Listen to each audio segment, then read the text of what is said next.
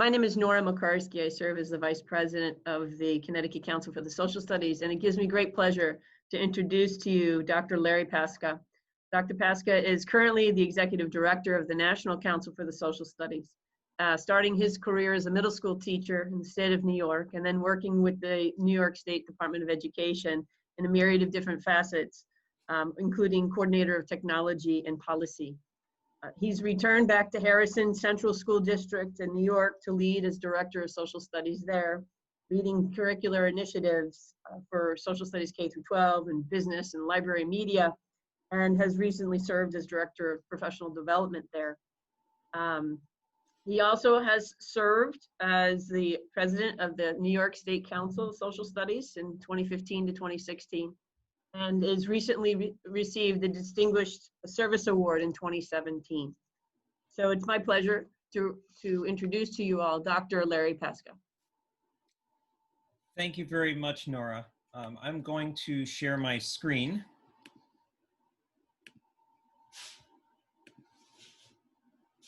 Hopefully you can see the slide here.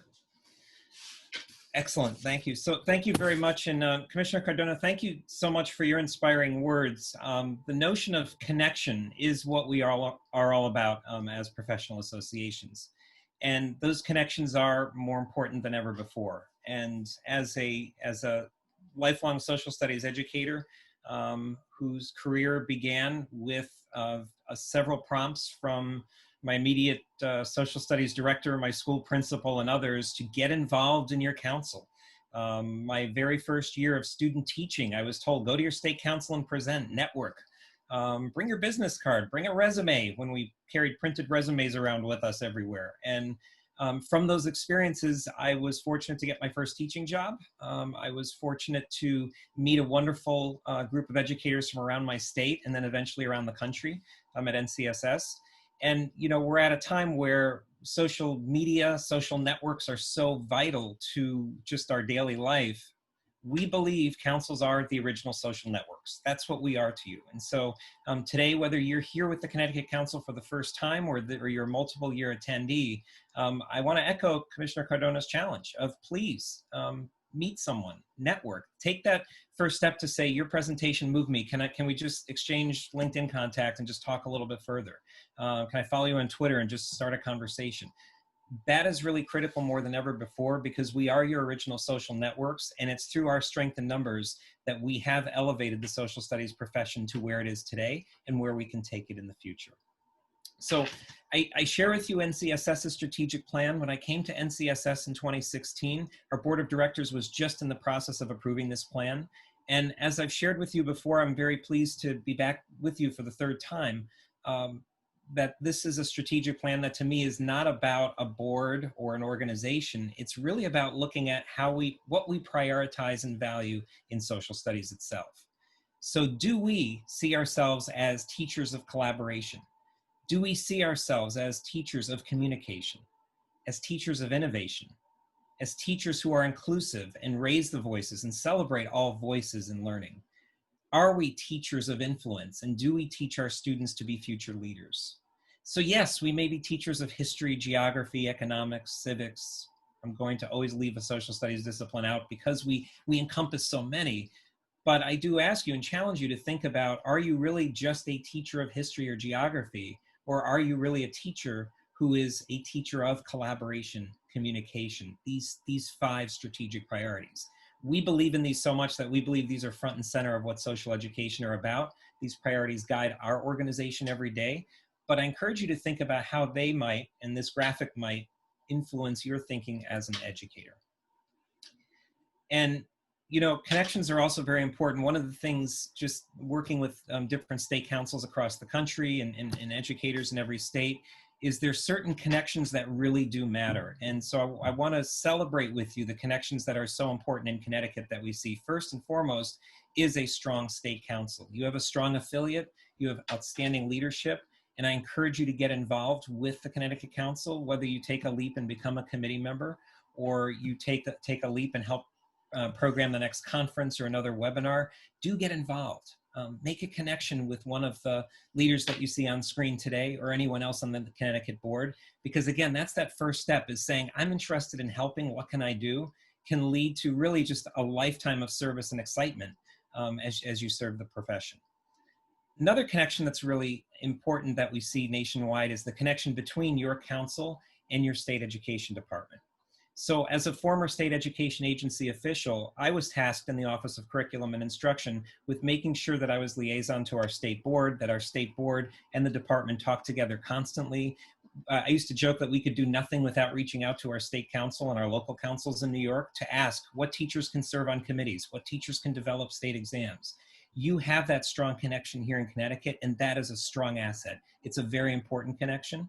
And I would just encourage you to continue to follow what's happening between the council and the state education agency and the communications that are going on, because that is a vital link, especially at this time, with understanding the impact of COVID and massive changes, curricular changes. How is that affecting both your school community and the wider state? Another important connection is Connecticut Council's connection with us here at NCSS. Connecticut is an active and proud affiliate of NCSS.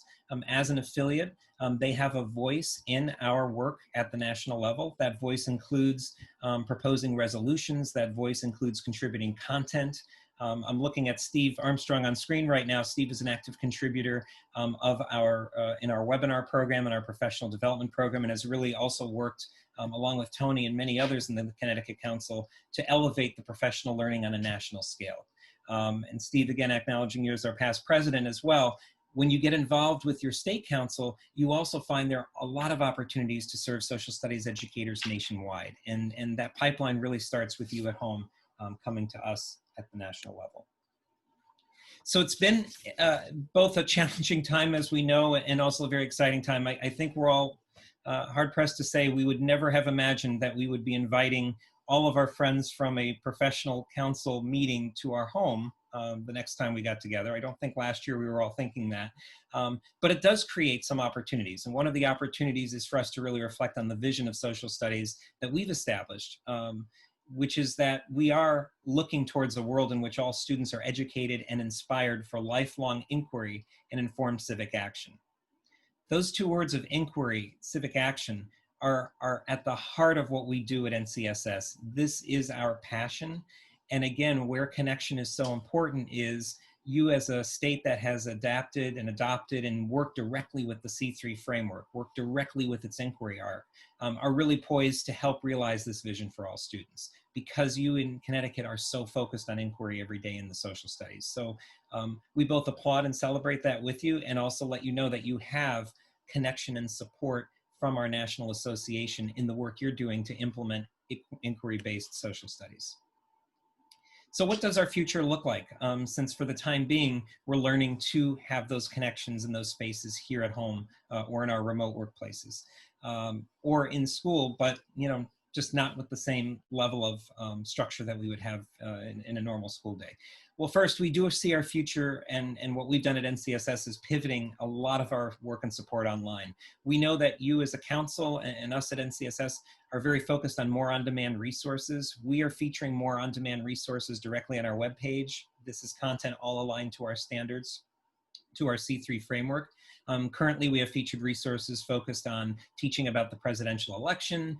Last week during US Media Literacy Week, we had a special profile on media literacy education. We continue to expand our webpage on teaching about anti-racism and building social justice and a framework for an anti-bias curriculum directly in your school.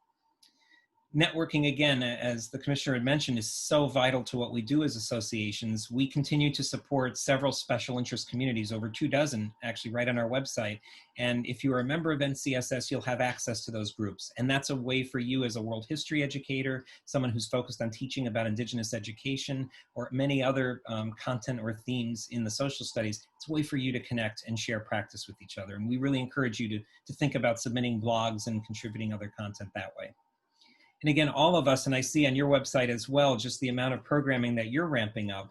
All of our professional learning right now is from the comfort and safety of home or from a workplace that might be more at a distance. That also does provide us some opportunities that are unique. We are able to structure programming faster. So at NCSS, we might have structured a webinar a month. Now we're ramping up to 2 to 3 a week sometimes. We're now exploring town hall models, Twitter chats, and other ways of delivering professional learning. And that comes because while we're forced to be online, it also enables us to look at how can we best serve you as our educators, our members, in a much more on-demand way, because again, digital technology just fosters that. So just very briefly, what's happening at a national level right now, and what can I do in my community to make a difference with this information? So as you're aware, through the Every Student Succeeds Act, there are 2 programs that were singled out for history and civics education: the American History and Civics National Programs and the Congressional and Presidential Academies. These are programs that have some small funding attached to them. ESSA authorized up to $4.6 million for history and civics programs. As of the most recent House appropriation, there was a proposal to fund that at about $3.5 million. So as you see over the course of the past 4 years, there have been slight increases. It's doubled, but it's not quite at the level that's been authorized by Congress, but the investment is continuing to inch up slowly. The same for congressional and presidential academies. A slight investment that in the next fiscal year is proposed to increase slightly by about $500,000. Now I know what you're saying. There are 55+ million school children in the United States. We divide 2.3 million by 55 million and we get pennies on the dollar for an investment in history and civics education. We know that's not enough.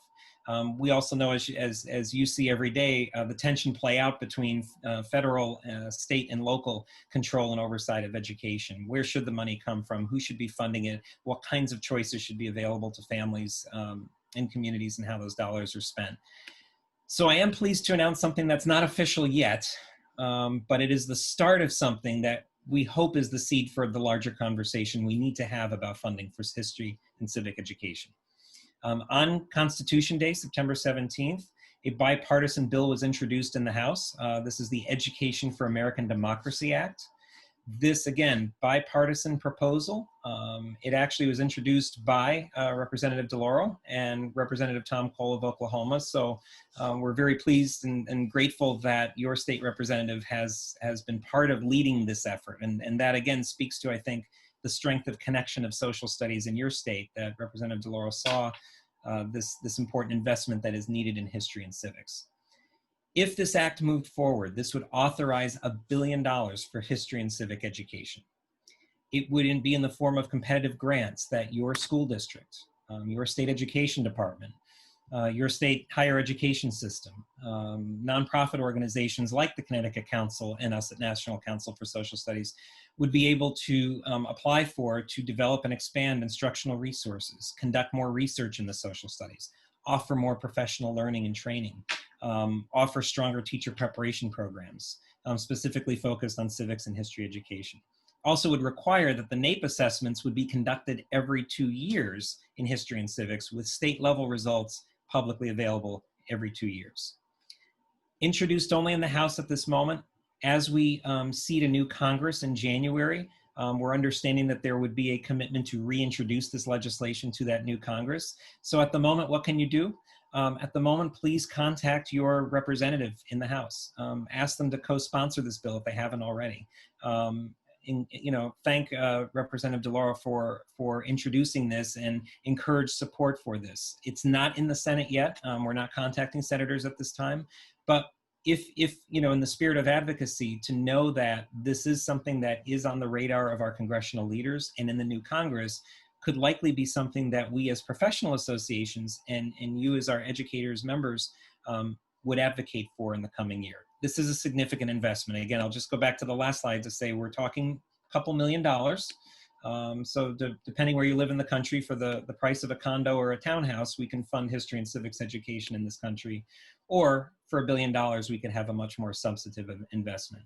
And because of the bipartisan nature of this, we're encouraged that Congress would take this up and discuss it and hopefully approve it in the coming year. Okay, so that's at the congressional level. What can we do in our community? I'm a proud parent of twin girls. They're in 2nd grade. They're 8 years old. Like many of our children across the country, social studies is not an everyday phenomenon for them. So a lot of times, we struggle, I think, as parents to just make sure, how can we ensure that social studies is part of their focus, that we know it's a foundation in the curriculum. Recent research study out of Fordham University showing that when you're reading social studies, when you're reading science, you're bettering your literacy skills. We know that. We teach this every day, but that's good. The study will now help reinforce that message to our to those that we're talking with. Start conversations. Where's social studies taught in our school? Where do you see it beyond the curriculum? Last New Year's Eve, when we were having bigger parties, we had several families over, and we just got in a conversation about what's going on in social studies. And someone said, hey, I'm a teacher, I can tell you what I'm doing. And someone else said, I'm a parent, I'm concerned about history. And suddenly we had a 1-hour discussion on the importance of social studies in our school. Again, parents from all walks of life, different professional backgrounds. It can start there. Find and support organizations with missions for social studies. In your state alone, there are so many. Around the country, every day we at NCSS are meeting new organizations that are focused on social studies curriculum, that are focused on engaging students, empowering student voice. They're out there, and we encourage you to get to know them and engage with them, volunteer with them, bring them into your school. As always, ask a child, what are you learning in social studies? It starts with that question of your 2nd grader or your 12th grader, and it can go right from there. But sometimes these small actions really can lead to larger conversations. In your own school, we do encourage you, if you're interested, to consider starting an honor society for your students. Rho Kappa National Social Studies Honor Societies exist for juniors and seniors in high school. And last year, we just started a middle level program for kids in grades 7 through 9. This to us is an exciting way for you to encourage your kids to be actively engaged in civic learning. Rho Kappa chapters have projects and have the opportunity for kids to engage in a local civic engagement project of their choosing, which I think is what helps make this not just a way to honor kids for their academic achievement, but give them an opportunity to participate and get ready for active civic life. So happy to share with you anytime more information about our honor societies, but I deeply encourage you, and we're again very grateful for many of you in Connecticut with chapters in your current high school, and also to let you know about chapters that are possible in your middle school.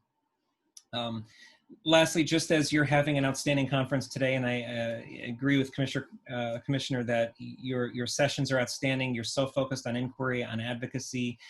We too, at our conference coming up next month, will be focusing again on advancing social justice as our theme, but also very broadly, again, the notion of how do we support and structure inquiry across the social studies disciplines. So I encourage you to learn more, and especially if you're new to this conference this year, to know that there is a wider network of state and our national council programs that are all available to you. And as a proud affiliate, Connecticut and the National Council share a really strong relationship. And I think one of the benefits of being online this year is you don't have to worry about, can I get on a plane? Can I get approval to leave my classroom for the day?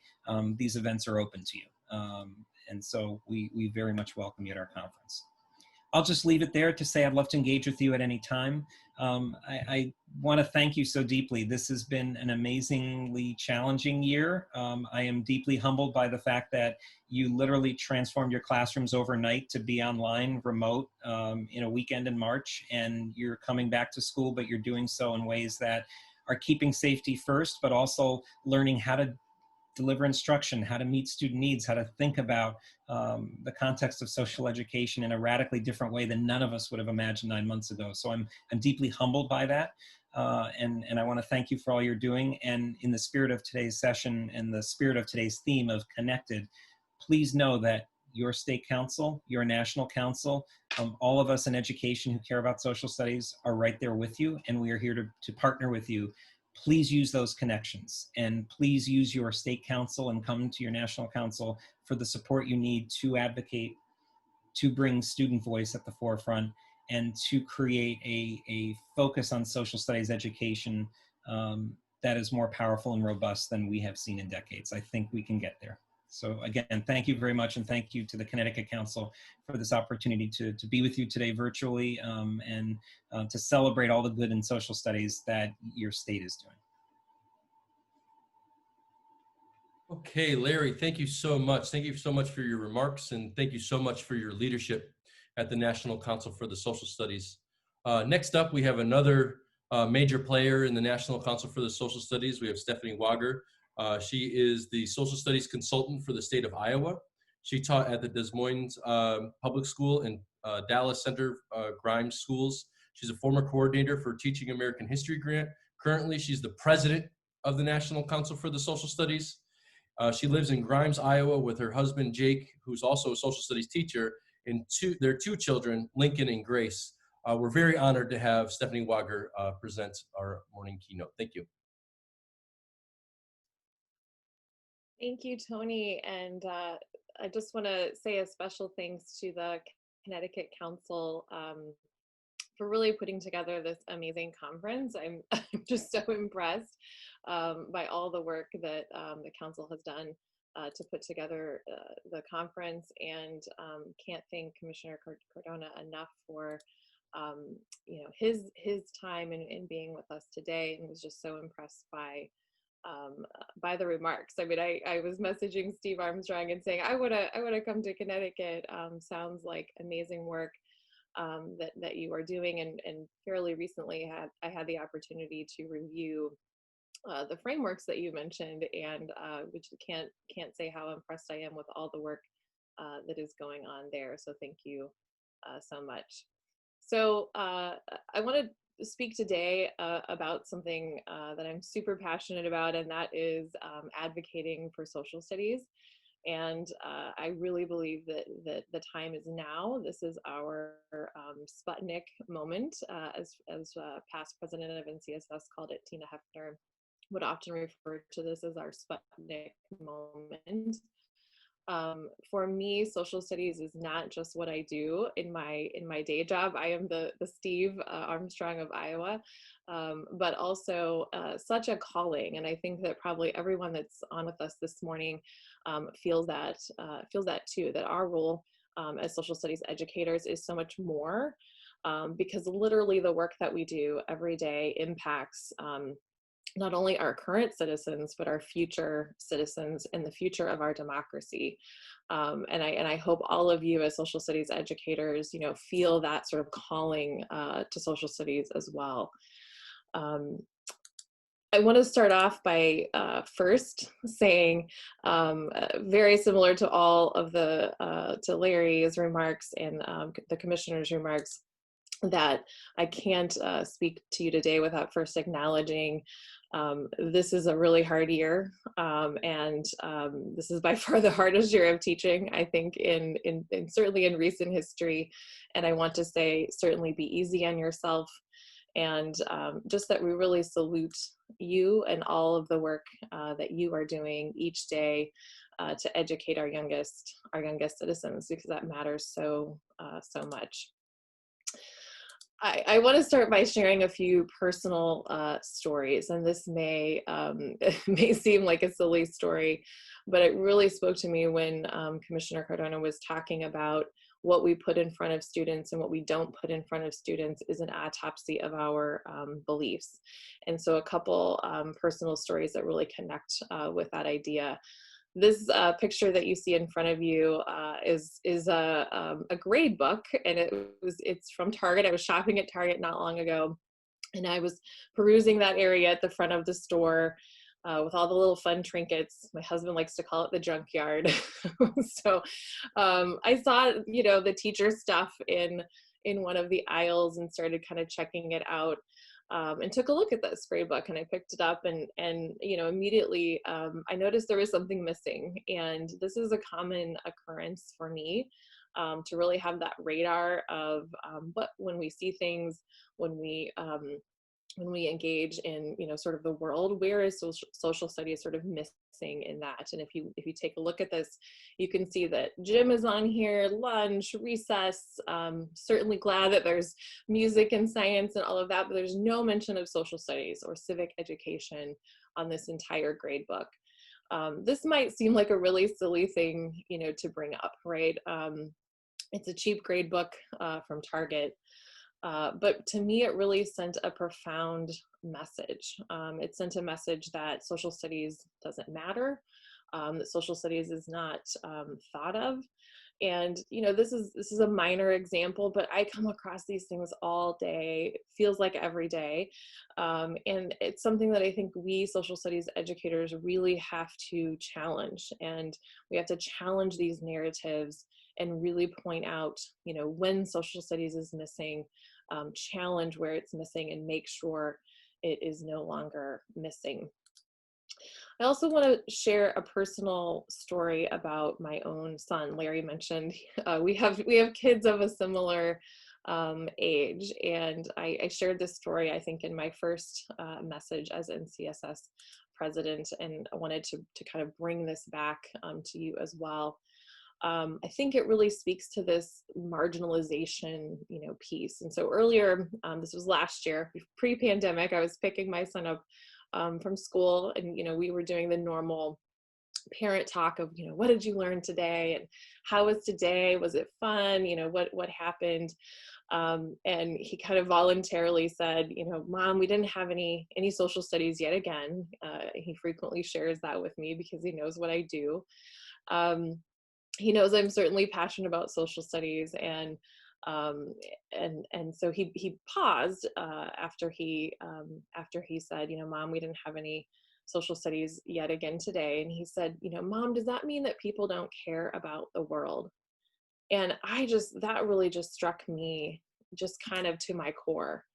And, you know, again, certainly he knows what I do. And so we've talked about, you know, kind of that connection between social studies and the world, but he really put that together, you know, on his own, about people not caring about the world because he wasn't receiving social studies education. And so that really sent him a message, right? That sent him a message that, whether intentional or not, that social studies didn't matter.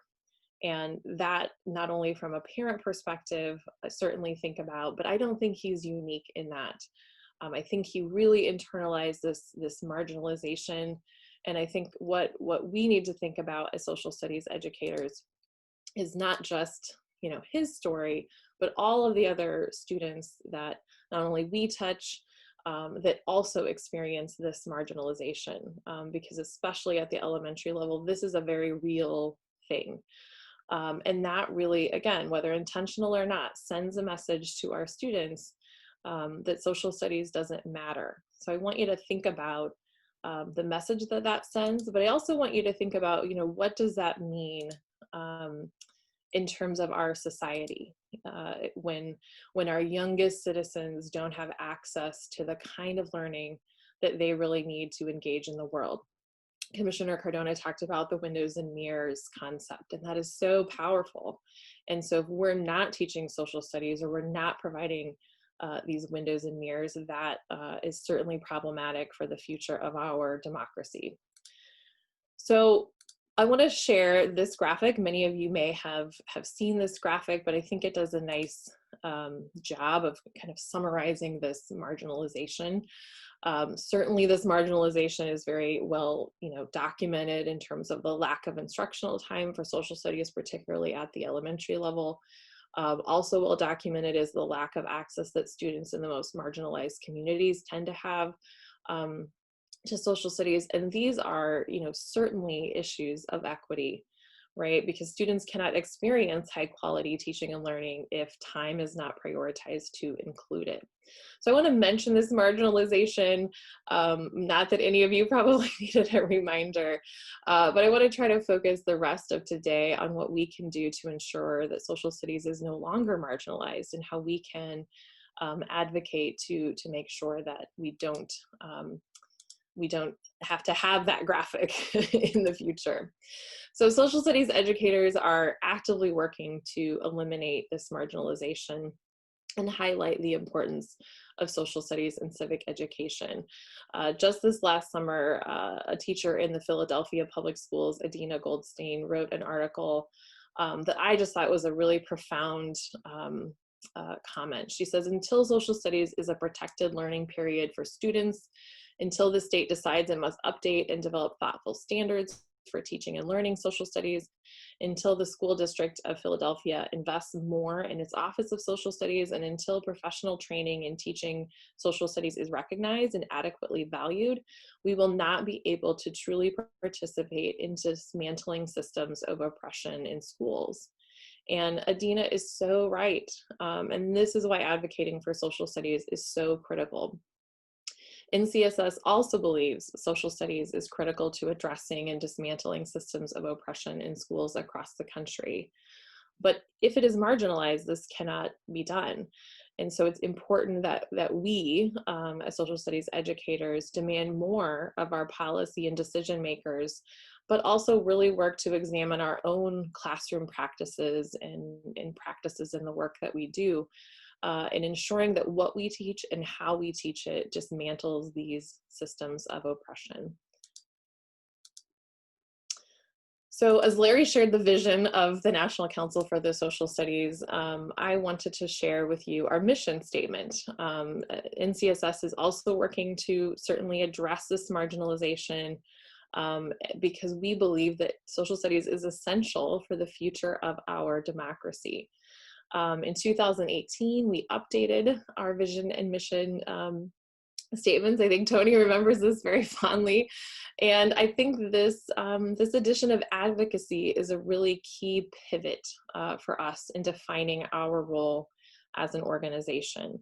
As a social studies teacher, I always thought that I had an additional job description, not only just as a teacher, but really as an advocate for social studies. And I want to challenge each of you to also think about this as a key aspect of what you do. Thinking about former President Obama's words, we are the ones that we have been waiting for. I think we are the ones most uniquely poised to make sure that we are advocating for social studies and communicating why it's so important to our policy and decision makers. So I really call on you and kind of leave you with this challenge of thinking about advocacy as an additional job description. And I know that I'm adding a lot to your plate here, but I think this is so critical in advancing our democracy. So I want to talk for just a minute about what we're doing at NCSS to address some of these issues that I've discussed. Earlier this year, we issued a statement condemning the killing of George Floyd, and also released a statement in response to anti-Asian harassment. Most recently, we issued a response to statements saying teachers were indoctrinating students. We addressed the teaching of slavery using the 1619 Project and signed on to a statement by the American Historical Association on the recent White House Conference on American History. Recently, the Civics Now Coalition, of which NCSS is a member, and Larry spoke of this as well, spearheaded the Educating for American Democracy Act, which, if it ever passes, would invest $1 billion in civic education. So I think there really are some bright spots of what not only we are doing, but coalitions that we are a part of are doing. And as an organization, certainly will continue to address issues impacting social studies education. One of the things we're doing that I'm super excited about from an advocacy perspective, and I'll talk about this at a later session today, I feel like this is a nice little freebie to leave you with. The National Council for the Social Studies Advocacy Task Force recently created an advocacy toolkit. We debuted a draft of this toolkit at the NCSS Summer Leadership Institute, and this was recently approved by the NCSS Board of Directors. The toolkit is designed to support individuals and organizations to create their own advocacy plan to actively address this marginalization and help create a focus to advance social studies in their context. So the toolkit includes 6 modules, and you can see them on the screen in front of you, but kind of an advocacy 101, building your message, how do you create a comprehensive plan, some distinctions between what does advocacy at the state and local level versus the federal level look like, and then sustaining your plan. So we hope to share this more fully very soon, but I'll be talking a lot more about it at the session later today. And each of these modules includes slide decks, resources, notes, documents, kind of a comprehensive look at each of these issues and how you might tackle social studies advocacy in your own context. So Larry mentioned this, and I feel like we're on the same page here about our really exciting 2020 NCSS virtual conference, Advancing Social Justice, an amazing lineup of speakers, and really trying to think and pivot towards, as we all are, towards our virtual experience here. A couple other things that I will highlight in addition to the speakers that you can see on your screen, but over 200 sessions. All of these sessions will be recorded, which I am most excited about because normally it's hard for me to make it to sessions. So you'll be able to see all of these sessions through April if you are signed up to attend. We're also having movie nights each night, which is kind of exciting. We're having a trivia event, so lots of kind of fun things in addition to an amazing lineup of speakers. And ours are also offering license renewal credit and graduate credit. So if that's a help in getting you there, we would love to see you there. We're really excited about this year's conference. So I want to close by saying, first of all, thank you again. The Connecticut Council is doing amazing things, and I'm just so excited to be with you today. But I also want to just say thank you to individual educators, because you matter so much. You are doing such important work, day in and day out, and whether you know it or not, this truly impacts our youngest citizens, not just now, but far in the future. So I want to leave you with this challenge to think about how you can actively advocate for social studies. Our time is now, and I don't think we can wait to advance our discipline. So thank you again. You can reach me on Twitter at SRWTeacher or my email address there. So thank you.